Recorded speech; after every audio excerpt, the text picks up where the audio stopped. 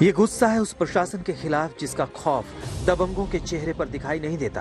प्रयागराज के गोहरी गांव में पूरा परिवार आज खामोश है, शरीर पर कफन है और सवाल है कि दबंगों में इतनी ताकत कहां से आ जाती है जो पूरे परिवार को मार देता है। पिता की हत्या कर देते हैं, मां को हथियार से काट देते हैं, 10 साल के गूंगे बच्चे पर भी रहम नहीं करते और परिवार वालों की माने तो 17 साल की बेटी की इज्जत तार-तार करने के बाद उसे मौत के घाट उतार देते हैं।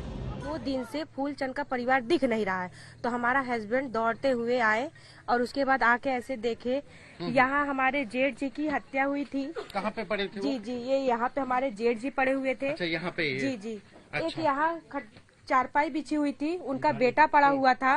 बेटा पड़ा हुआ था 10 अच्छा। साल का। हाँ हाँ। मेरी जिठानी जी, हाँ। मेरी जिठानी जी यहाँ पड़ी हुई थी। हाँ।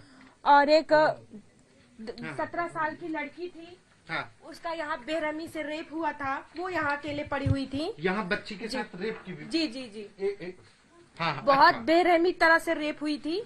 हाँ, और अच्छा। यहाँ पे बच्ची की रेप हुई थी 17 साल की। शहर बदल जाते हैं, नहीं बदलता तो यूपी पुलिस का चरित्र। हत्या होती है, बलात्कार होता है, लेकिन कानून भी उनके साथ नजर आता है जो ताकतवर नजर आते हैं। एफआईआर कराया, कोई इंस्पेक्टर कोई लोड नहीं लिया। फिर 2 महीने बाद फिर उन्होंने घर में घुस के मारा है तो कोई वो नहीं लिया। और ये बच्ची है, इनका बलात्कार हुआ है।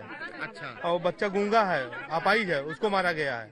2019 और 2021 में इन्होंने कुछ लोगों के ऊपर भूमि विवाद में इन्होंने SC/ST के केस लिखवाया है। वो केस देखा गया है, उस केस में कार्रवाई नहीं होने का इन्होंने आरोप लगाया है।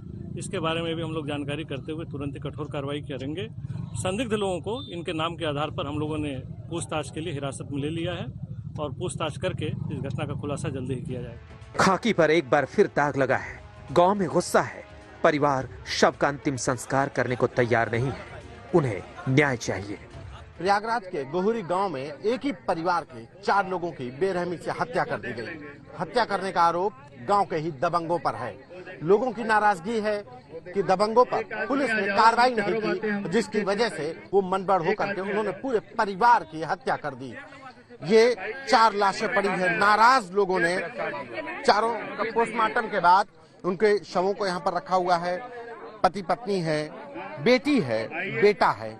चारों के हत्या करने के बाद से अब जो नाराज लोग हैं वो यहाँ पर आक्रोशित हैं। मौसम चुनावी हो तो हर मुद्दा सियासी हो जाता है। ऐसे में गोहरी गांव में भी नेताओं का जमावड़ा लगने लगा है। सब अपने हिसाब से सियासत को चमका रहे हैं। समाजवादी पार्टी से लेकर कांग्रेस तक अब कानून व्यवस्था को लेकर यूपी सरकार पर हमलावर हो गए हैं। ऐसी परिस्थिति को देख के कि किस तरह से इन लोगों के साथ किया जा रहा है, कैसे चुप रह सकते हैं? और कैसे हो सकता है कि इस देश में आज संविधान दिवस है, इस देश में एक संविधान है, इस देश में के संविधान में लिखा है कि इस तरह के हादसे नहीं होने चाहिए, अगर होते हैं तो कार्रवाई होनी चाहिए।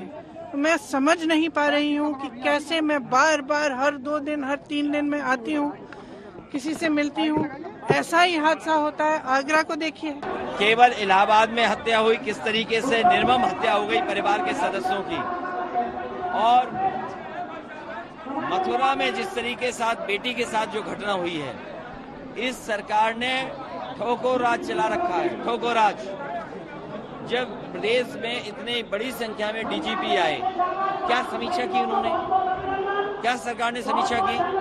क्या यही समीक्षा की कि खुला छोड़ दो पुलिस को? किस तरीके से कानून व्यवस्था चौपट हुई उत्तर प्रदेश में, लोग हत्या हो रही लोगों की। सवाल कानून व्यवस्था का है, सवाल पुलिस के रवैये का है। कैसे मजदूरी करने वाले पूरे परिवार का कत्लेआम हो जाता है। संतोष शर्मा, प्रयागराज, आज तक।